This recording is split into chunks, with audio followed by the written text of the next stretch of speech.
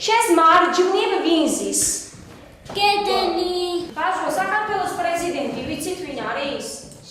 პრეზიდენტი. აბა ვიცი. აბა ვინა? იზნაშვილი. იზნაშვილი. გაში კომარა. მომეცი ტომარა. ბებოს მიგურდენინე. ბებო ამასენინე. Armine, აზნიფას მე სახლში უშვებ და აქ უნდა თამაში. მოდი შენ უთხარი რომ არა არ შეიძლება. მოდი შენ უთხარი. მოდი აზნიფ. აჰა. მოდი.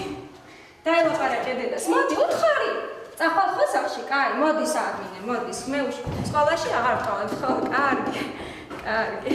რომ მოვიდა ხელად მინდოდა რომ ჩვენთანაც მოსულიყო, მაგრამ ჩვენ მეზობელთან დარჩა. გვინდოდა აქ გათხოვილიყო, მაგრამ მითხრა რომ არ მინდაო, ძალიან შორს არის. ვერ მოვალ იქიდან.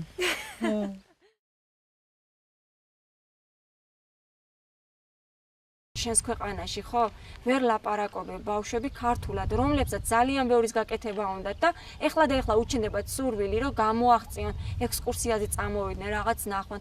ძალიან ლამაზი ყოფილა თურმე ბათუმი, თბილისი და სურვილი გაუჩნდათ. მანამდე ყველა მირბის ერევანში მიდიან იქ სწავლობენ. რატომ? იმიტომ რომ არ იციან ქართული. ამათ გახდებიან, მიდიან და თვითონ ვიამბობენ, იმიტომ რომ ჩვენ ქართული არ ვიცით და სტკივად გული. ხბო არის ძროხი შვილი. ძალიან ემოციურია, რომ მახსენდება, სტუმარიც არ მეგონა ჩემი თავი.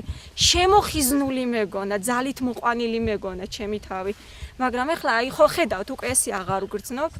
ეხლა ჩემ ქვეყანაში უგრძნობ, ჩემ მიწა წყალზე უგრძნობ თავს.